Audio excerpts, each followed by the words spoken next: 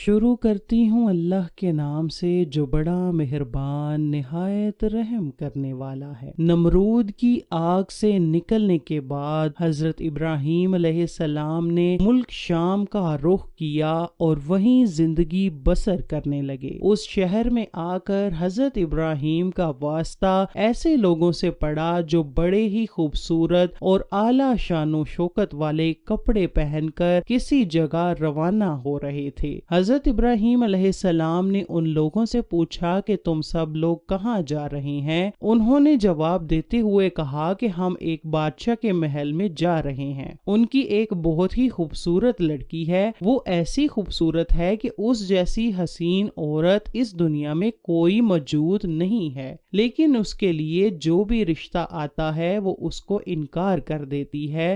اس کا کہنا ہے کہ میں اپنی پسند کے لڑکے سے شادی کروں گی۔ 7 دن سے مسلسل یہ سلسلہ جاری ہے کہ سب لوگ وہاں جاتے ہیں، وہ شہزادی کسی کو پسند نہیں کرتی ہے، سب کو محل کے میدان سے جانے کے لیے کہہ دیتی ہے۔ یہ بات سن کر حضرت ابراہیم بھی ان لوگوں کے ساتھ اس بادشاہ کے محل میں یہ عجیب منظر دیکھنے چلے گئے۔ جب سب لوگ اس محل کے میدان میں آ کر بیٹھ گئے تو وہ شہزادی اپنی نوکرانیوں کے ساتھ بہت اچھے لباس اور چہرے کو ڈھانپ کر ایک بڑے سے برتن میں سونے چاندی کے جوہرات لے کر معمول کے مطابق سب لڑکوں کو دیکھنے لگ گئی۔ شہزادی نے دور سے دیکھا کہ آج ان لڑکوں میں ایک ایسا لڑکا ہے کہ جس کی پیشانی نور سے چمک رہی تھی۔ شہزادی نے اس لڑکے میں عجیب کشش محسوس کی تو وہ حضرت ابراہیم علیہ السلام کے پاس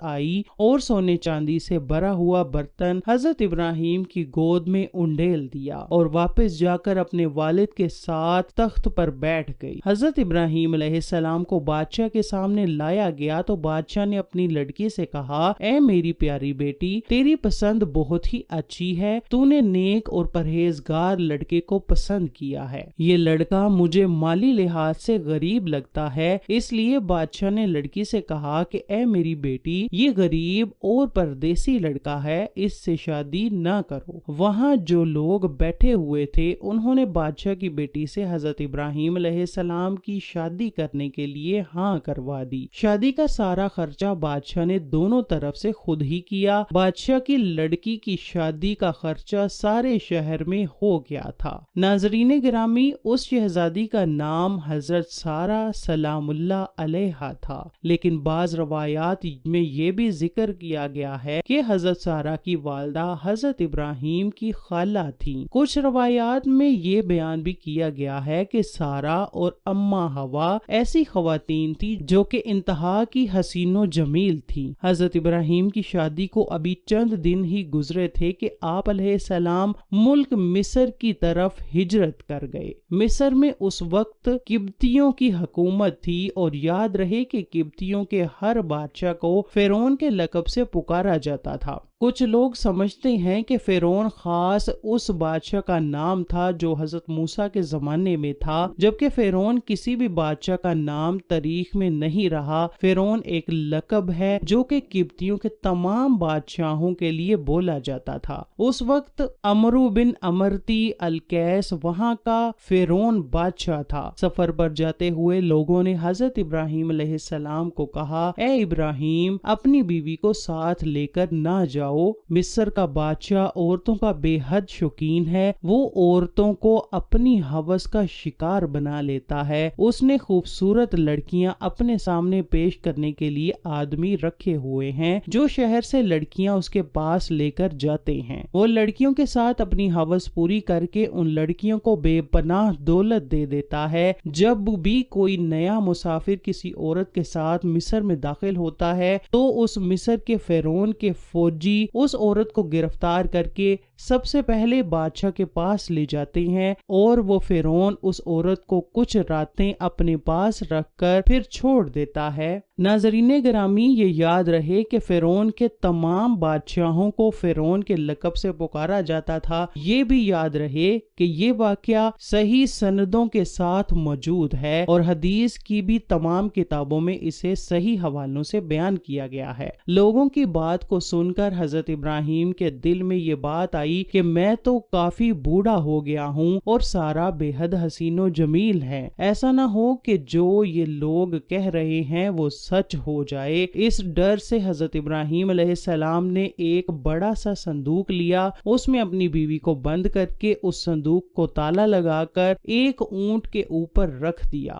جب حضرت ابراہیم علیہ السلام قافلے والوں کے ساتھ شہر میں پہنچ گئے تو شہر والوں نے صندوق کو کھولنے کی کوشش کی۔ حضرت ابراہیم نے شہر کے لوگوں کو صندوق نہ کھولنے کے لیے کہا اور فرمایا کہ تم اس صندوق کو مت کھولو، اگر تم اس کے بدلے سونا چاندی بھی وصول کرنی ہے تو میں وہ بھی دینے کو تیار ہوں۔ جب شہر کے لوگوں نے حضرت ابراہیم کی یہ بات سنی تو ان کے دل میں یہ بات آئی کہ اس صندوق میں ایسی کیا چیز ہے جس کے بدلے میں یہ آدمی ہم کو سونا چاندی دینے کے لیے تیار ہو رہا ہے۔ انہوں نے کہا کہ ہم اس صندوق کو ضرور چیک کرنا چاہتے ہیں کہ اس میں کیا ہے۔ شہر کے لوگوں نے ضد کرتے ہوئے اس صندوق کو کھول دیا تو انہوں نے دیکھا کہ ایک حسین و جمیل عورت اس صندوق میں بند کی ہوئی ہے۔ انہوں نے کبھی اتنی حسین و جمیل عورت نہ دیکھی تھی۔ انہوں نے حضرت ابراہیم اور سارا کو لیا اور فرعون بادشاہ کے سامنے پیش کر دیا۔ جب بادشاہ کی نظر سارا پر پڑی تو بادشاہ نے حضرت ابراہیم سے دریافت کیا کہ یہ عورت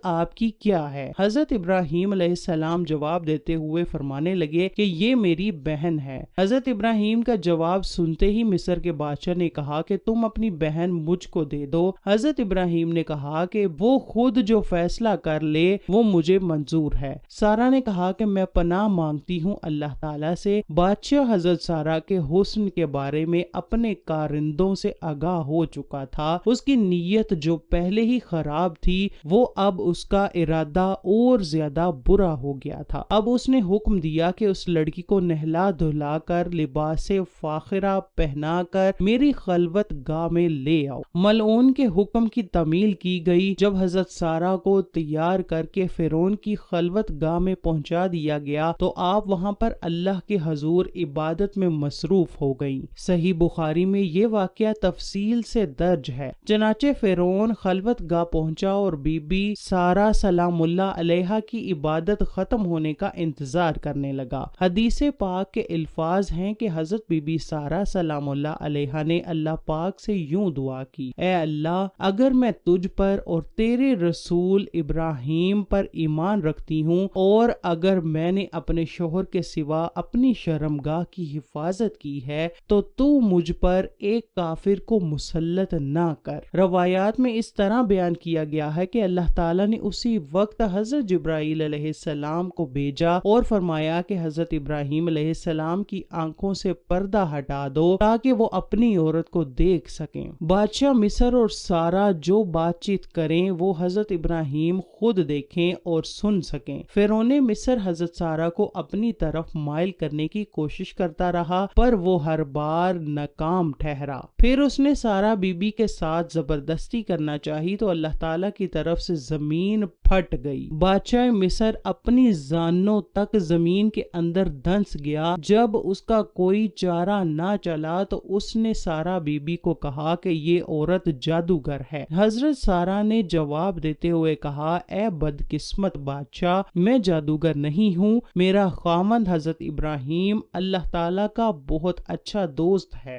اللہ غفور الرحیم ہے، سب کچھ دیکھنے والا ہے، وہ ظاہر و پوشیدہ کو اچھے طریقے سے جان جاتا ہے۔ میرا خاوند اللہ تعالیٰ سے یہ دعا کر رہا ہے کہ تیری بری نیت میری طرف سے ٹل جائے۔ ہر بار اللہ تعالیٰ اپنی دوست کی دعا قبول کر رہا ہے۔ سارا بی بی کی زبان سے یہ لفظ سن کر مصر کے بادشاہ نے توبہ کر لی تو اللہ تعالیٰ نے اس کو زمین سے باہر نکال دیا۔ جب وہ زمین سے باہر نکل آیا تو پھر اس کی نیت خراب ہوئی تو اس نے حضرت سارا کو بد نظر سے دیکھا تو اللہ تعالیٰ کے حکم سے اس کی نظر جاتی رہی۔ جب وہ آنکھوں سے نابینا ہو گیا تو اس نے سارا سے کہا، اے بی بی، میرے لیے اللہ سے دعا کرو کہ میں ہمیشہ کے لیے اس بدکاری سے بچ جاؤں۔ حضرت سارا نے بادشاہ مصر کے لیے دعا کی کہ اے اللہ اس زانی شخص کو سیدھا راستہ دکھا دے۔ اللہ تعالیٰ نے حضرت سارہ کی دعا کو قبول کرتے ہوئے اس کی آنکھوں کی بینائی واپس لوٹا دی۔ جب اس کی آنکھیں ٹھیک ہو گئیں تو اس نے ایک بار پھر حضرت سارہ کی طرف بدکاری کرنے کی کوشش کی تو اس بار اس کا سارا جسم ایک جگہ پر رک گیا۔ اس نے پھر حضرت بی بی سارہ سے دعا کی درخواست کی تو سارہ نے جواب دیتے ہوئے کہا کہ اے بدقسمت، تو اپنی حرکتوں سے باز نہیں آ رہا، یہ سب دعا میرا خاوند کر رہا ہے، اب اس کی مرضی ہے کہ وہ تیرے لیے دعا کرتا ہے یا نہیں کرتا۔ مصر کے بادشاہ نے حکم دیا کہ حضرت ابراہیم علیہ السلام کو میرے سامنے لاؤ۔ حضرت ابراہیم کو مصر کے بادشاہ کے سامنے لایا گیا۔ ملعون نے حضرت ابراہیم کو کہا اے ابراہیم میرے لیے دعا کرو، میں بہت ہی بے شرم انسان ہوں، میں نے تیرے ساتھ بہت ہی برا کرنے کی کوشش کی ہے۔ حضرت ابراہیم نے فرمایا کہ یہ سب کچھ میرا خدا کر رہا ہے جو بڑا ہی رحیم اور کریم ہے۔ بادشاہ نے اپنی بیٹی حسین و جمیل سارہ کے سامنے پیش کر دی